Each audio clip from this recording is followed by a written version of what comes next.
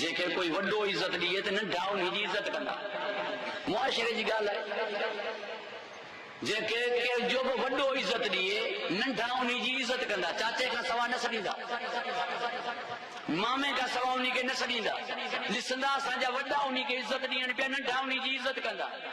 जेके वड्डो इज्जत दिए नंढा खुद ब खुद इज्जत कंदा तो जे ता वड्डो समझो पिया मुस्तफा के जिन्हनि के मोहम्मद इज्जत दिनी है उन्हनि जी तहां इज्जत छो नथा कयो चवण इहो चाहियां तो जंहिंजे दरवाज़े ते मोहम्मद सलाम करण वियो अचण ते मुस्तफा उथियो जेके मुस्तफा पंहिंजी जाह ते वेहारियो जंहिंजी खुद तव्हांजो वड्डो इज्जत करे जंहिंजी खुद तव्हांजो वड्डो इज्जत करे तव्हां उन वॾे जा नंढा थी करे मिंबर ते वेठा रहियो हू बीठी रही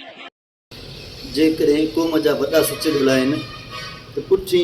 ईंदड़ नस्ल जो ईमान बची वञे हलियो पर जेकॾहिं वॾा ई पाण पटका ॿधी करे मिंबरनि ते वेही करे और माइक जे साम्हूं वेही करे कूड़ ॻाल्हाईंदा त पोइ पुठे नस्ल जे ईमान जो छा बचंदो अक़ुल बि ॾिसे थो त अॼु जे दौर में जेकॾहिं को मुड़ुस ज़िंदा आहे त मुड़ुस जो हूंदे हरू भरू ज़ाल घरां ॿार कोन थी निकिरे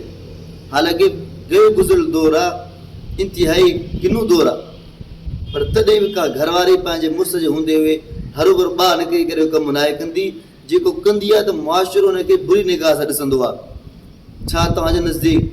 हज़रत सैदा फातिमा नौज़ुबिल्ला एतिरी ख़राबु हुई जो हज़रत अली जे हूंदे हुए बि हज़रत अबू बकर पाण पहुची वई हली अमा फातिमा साइण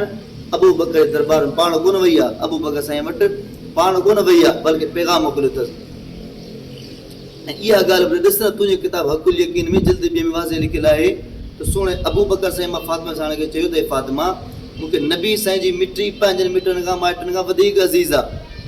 तोखे जेको माल खपे मुंहिंजे माल में जा त वञी तूं खण तोखे इजाज़त आहे तोखे का रोक टोक कोन थींदी इहा ॻाल्हि छो त माण्हू खे ॾिसी पर कीअं ॾिसी चवां त पियो जेकॾहिं वॾा सच ॻाल्हाईंदा पुठी नस्ल ईमान बची वेंदो हलियो पर जेकॾहिं मेंबर ते वेही करे तो जा माण्हू ईअं वॾा पटका ॿधी करे कूड़ ॻाल्हाईंदा त पुठी नस्ल मथां कहिड़ो एतबार में भरोसो रहंदो उनजे ईमान जो छा बचंदो।